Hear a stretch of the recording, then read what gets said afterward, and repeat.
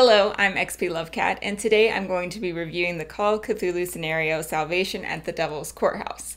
This was published on the Miskatonic Repository and written by Andy Headley.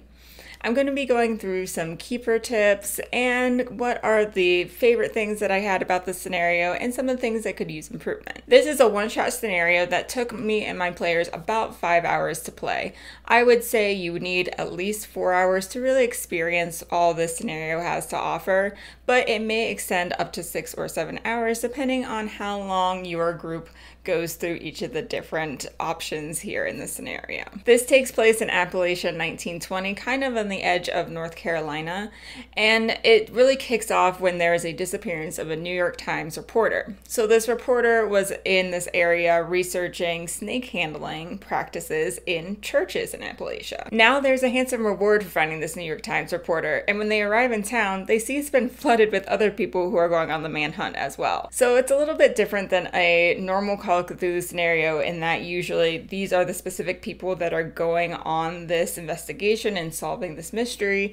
Now you're kind of competing with these NPCs, which is an interesting dynamic and helps to kind of set the scene and set a realistic adventure of what would happen if there's an actual manhunt for a reporter. So I really like that about this scenario. From this point forward, there will be spoilers. So if you don't want the rest of this scenario spoiled for you, go ahead and check out some of my other videos and send your GM my way. Right off the bat, I want to talk about the layout of the scenario. So that's the actual graphic design, background font, and how when you're reading it, the scenario looks to the keeper. And I really liked this scenario. So the background choice was incredible, and I really liked the different text options. So it overall made it a more enjoyable experience for me as a keeper as I was reading through it and planning out this scenario. I do have to mention that there were no pre-gen investigators included in this scenario. For me as a keeper for one-shots, I usually like to reduce the planning time and get it to the table pretty quickly. So for that, I like having pre-gen so I can just pass out the investigators to my players and they can pick who they want to play. If you do create investigators, my recommendations for the most important skills, other than the usual spot hidden, some sort of social skill, and brawl, the three things that I recommend is having someone with a background in Cherokee, either that they can speak it or have some sort of connection to Cherokee and be able to have some knowledge of legends. I think that was really helpful for my group. In addition, someone that is occult based, so has quite a lot of skill points in occult. And finally, I had all of my investigators have a relatively low credit rating so that they had high motivation to find this New York Times reporter. The opening scene for the scenario is having your investigators meet at City Hall and meet the deputy and figure out what's going on with this manhunt. And I really liked this opening because it did a great job of setting the atmosphere of everyone kind of flooding into town, getting ready for this manhunt. There's a line at City Hall for them to get the proper information. And I liked being able to describe that and have that setting in mind for the investigators. And overall, I thought the description was great in this scenario. So I was reading through, I really got the sense of how I could describe this environment to my players. There were different stores that they could visit in the town, and there was a really good imagery when you would have the investigators walk into these stores. So I really appreciated the way that this description was throughout the scenario. As your players are welcomed into City Hall, something that they will potentially overhear as they're leaving this room is the sheriff in the next room talking to someone. And they're talking about a lot of robberies that have taken place in the town, which is a little strange and doesn't really seem connected at first to this missing reporter. So what's really going on here? It turns out our reporter, whose name is Strickland, he was investigating the snake handling in churches. But something a little strange happened. Jasper Lee Webb was the main person in the community who was doing this snake handling and eventually had to kind of move to doing it more underground because it was becoming less and less of a popular idea. So Jasper was the person this reporter was intending to do the story based around. However, ironically, Jasper was bit by a snake and died 2 days later. But it turns out that Jasper probably made some sort of deal with a witch in town, and as a result, he ended up taking hold of a crawling one's body. In traditional lore, the crawling one is made of worms and maggots, but for this scenario, I actually switched it to being made of snakes, just to include more of that theme and imagery. And in the final bit of the scenario, I'll explain why that ended up being really cool. So then this crawling one ends up taking control of the rest of the church congregation, and they're being kind of manipulated to put on a ritual to bring Jasper Lee Webb back into his physical human body. And most notably, the sheriff is also being controlled by this crawling one. With a couple different clues, the investigators find out that 3 stores have been robbed in this town. So naturally, they're probably going to do some sort of investigation. They soon learn that the sheriff has been not very helpful in these robberies and doesn't really want to give the store owners the time of day. So right away, the investigators probably have a little alarm going off about the sheriff and maybe want to investigate him more. The one comment I want to make about this first half of the investigation is I do think it was a little bit weaker than the forest half, which is the second half that I'll explain here in a moment. The main reason for that is that the clues and the connection of the clues was a little bit too obvious. So you would walk into one store, do some investigation, and find a clue that directly linked to the next store, which directly linked to the next store. So for example, you would go into the drug company and then you would find the pocket square, which would lead you to the tailor. And then at the tailor, you would have a red candle, which would lead you to the grocery store. And then the grocery store had a garment bag from the tailor. But it's a little bit weird that this person that would be robbing all of these shops are just clumsy and leaving all of the different things on the ground as they're going from store to store. So I thought it was a little bit silly, and I thought there might have been maybe a more subtle way to connect all these robberies together. That being said, I love the personalities that the author gave to these NPCs. So each of the stores was owned by a specific person, like the arrogant tailor or the couple who was in the grocery store that had just found out they were pregnant. And so there's a lot of hooks to hang on to and specific personality traits that were fun for me to portray. So make sure you read through those personality quirks and incorporate them into the story, because I really thought that they added something to this first half of the town scenario. Eventually, the investigators will piece together that these are items that the cultists need, or the controlled church people need, for the ritual.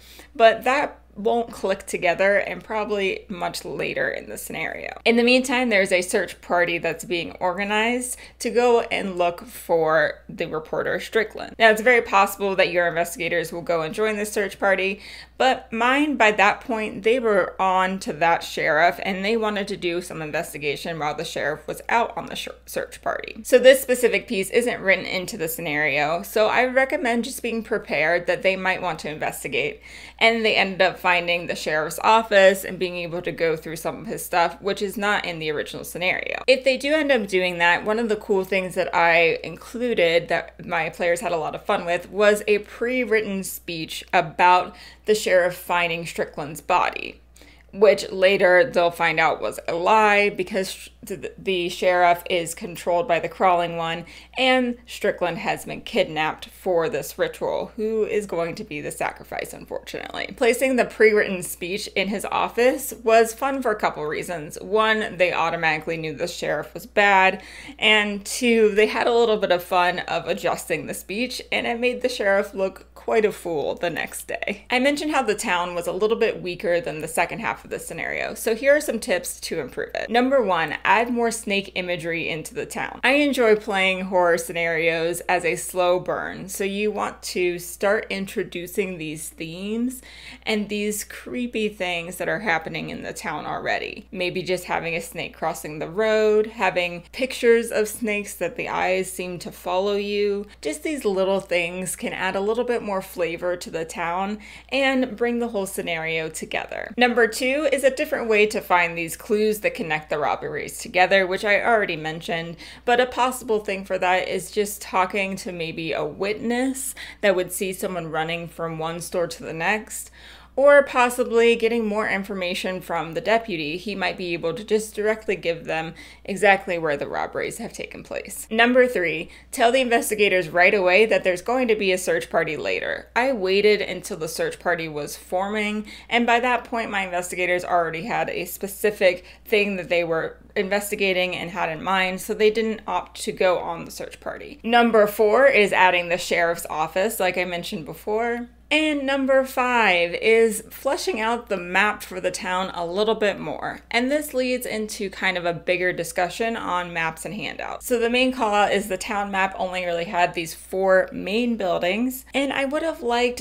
more of an option to investigate the town, get embroiled in the culture in the town, and have multiple options, even if they weren't direct clues, for the investigators to go and investigate. I also would have loved a player-specific map, which is basically just the keeper map without the numbers on it. When you have the numbers on the map, then the investigators know exactly that's where the key events are going to take place, so I didn't actually want to give that over to them. Having this exact map without the numbers would have been very helpful. And a minor inconvenience, but there was a newspaper article that was kicking off the scenario that wasn't included in the handouts at the back, so it was really small when I tried to print it, and it did have a couple typos in it. So just be aware that the handouts could use a little bit more improvement, but overall it didn't hinder my enjoyment of the scenario too much. Next, the investigators are most likely making their way into the forest to try and figure out more of what's going on and to find this reporter. There are 2 very strong leads to actually get the investigators to the forest,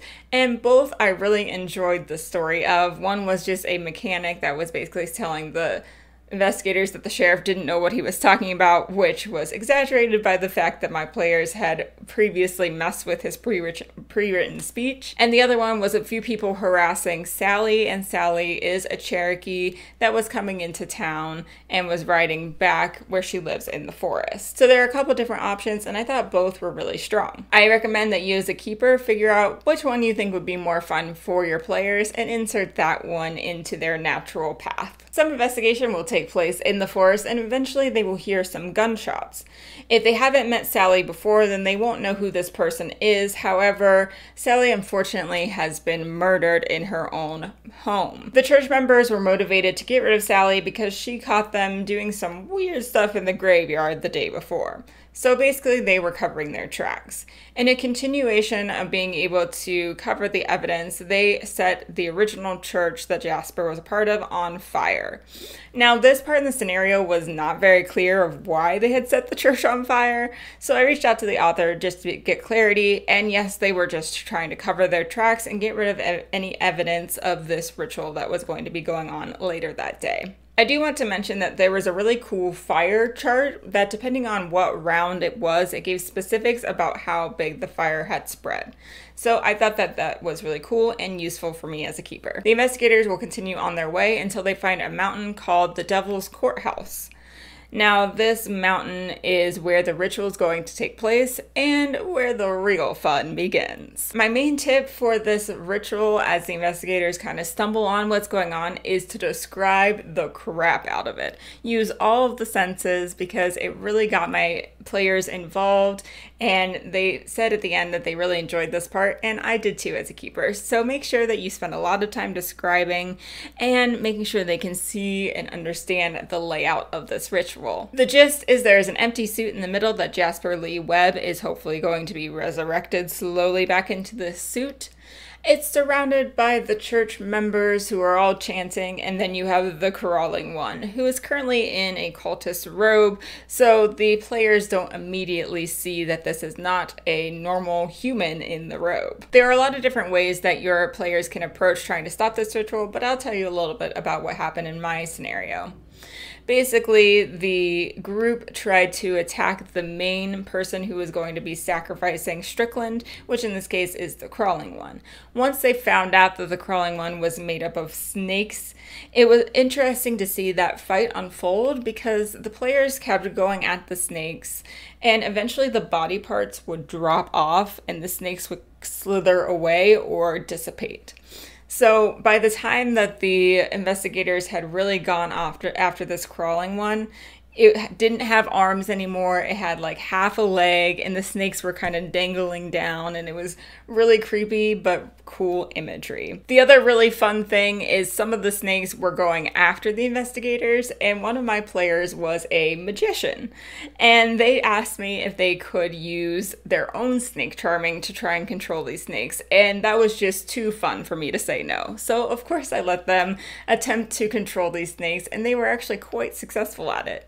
So it was fun to see the snakes kind of go on the church members themselves and bite them and take out some of the members. So it wasn't quite overwhelming with the number of church people versus my investigators. The players successfully stopped the ritual and saved Strickland, although they did lose quite a bit of sanity along the way, and they also had one player that almost died, but they didn't, so I guess that counts as a win. My overall keeper tips for this scenario is to beef up the town section, really spend a lot of time on the NPC personalities and role-playing hooks because I thought they were really strong.